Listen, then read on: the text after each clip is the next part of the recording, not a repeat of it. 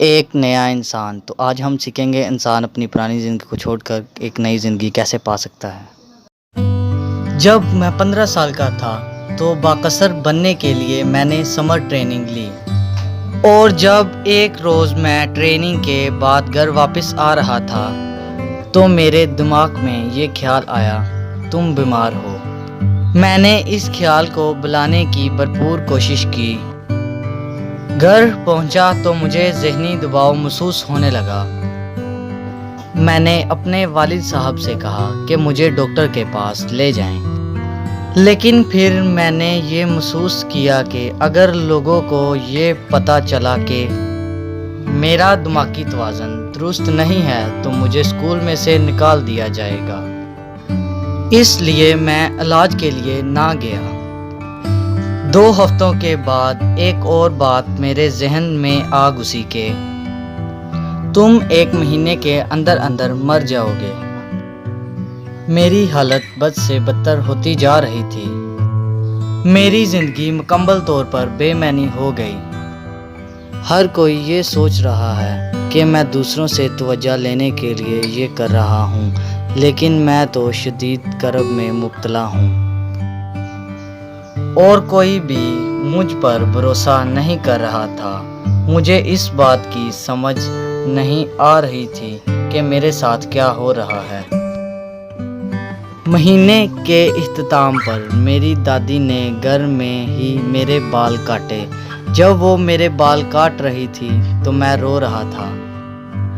دادی نے کہا سب کچھ ٹھیک ہے۔ وہ یہ سوچ رہی تھی کہ میں ہارمونی تبدیلیوں سے گزر رہا ہوں، بس میں نے تیرے بال کاٹ دیے ہیں۔ میں نے کہا میں تو مر رہا ہوں۔ دادی نے یہ سوچا کہ میں ایسا محفوظ توجہ حاصل کرنے کے لیے کہہ رہا ہوں۔ دراصل میں خودکشی کرنا چاہتا تھا، مگر میں ایسا نہ کر سکا۔ جب دادی نے میرے بال کاٹ دیے تو وہ بیٹھ گئی۔ میری ماں بھی پاس ہی بیٹھی ہوئی تھی۔ میں کرسی پر ہی بیٹھا رہا اور اوپر چھت کی طرف دیکھتے ہوئے میں نے خاموشی سے یہ دعا کی، اے خدایا، اگر تو ہے تو میری مدد فرما۔ کچھ بھی نہ ہوا۔ میرے دل میں یہ شدید خواہش پیدا ہوئی کہ باتھ روم میں جا کر اپنے آپ کو ختم کر لوں۔ اسی لمحے میں نے گولی کی مانند نور کی کرن کو چھت میں سے گزر کر اپنی طرف آتے ہوئے دیکھا۔ یہ میرے سینے میں چلی گئی۔ میں یہ بیان نہیں کر سکتا کہ میں نے اس وقت کیسا محسوس کیا۔ وہ بڑا خوشگوار لمحہ تھا۔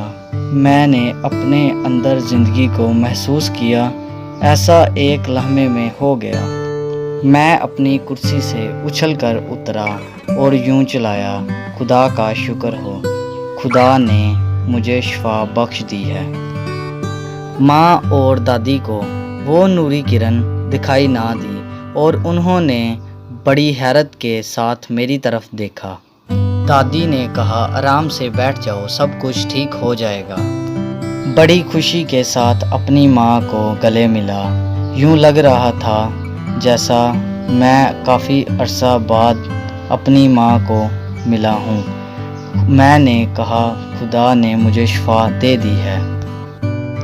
میں اپنے جڑواں بھائی ویڈن کو ملا جو کہ کمپیوٹر پر گیم کھیل رہا تھا۔ میں نے اسے اس نور کے بارے میں بتایا۔ میں نے کہا خدا نے مجھے شفا بخش دی ہے۔ اس نے میری بات کا یقین نہ کیا۔ اس نے سوچا کہ میں کوئی کہانی گڑھ رہا ہوں۔ دادی نے یہ سوچا کہ میرا ذہنی توازن درست نہ ہے۔ میں نے سوچا کہ میں تقریباً اپنے آپ کو ختم کر چکا تھا، مگر اس خاص ہستی نے مجھے بچا لیا ہے۔ اس لمحے مجھے یہ احساس ہوا کہ واقعی خدا موجود ہے۔ اسی روز یسوع کی طرف میرے سفر کا آغاز ہوا۔ آج میں زیبر سرکاری ایڈوینٹسٹ یونیورسٹی میں پاسٹر کا کورس کر رہا ہوں۔ میرا خاندان مجھ سے خوش ہے۔ وہ کہتے ہیں کہ میں ایک نیا انسان ہوں۔ میرا ایمان ہے کہ خدا نے میری زندگی کو شفا بخشی ہے، اور میں ہمیشہ سے ایسا نہ تھا۔ میں نے خدا کو پکارا اور اس نے میری پکار سنی۔ میں خدا کا شکر کرتا ہوں کہ وہ خدا ہے جو ہماری دعاؤں کو سنتا اور ان کا جواب دیتا ہے۔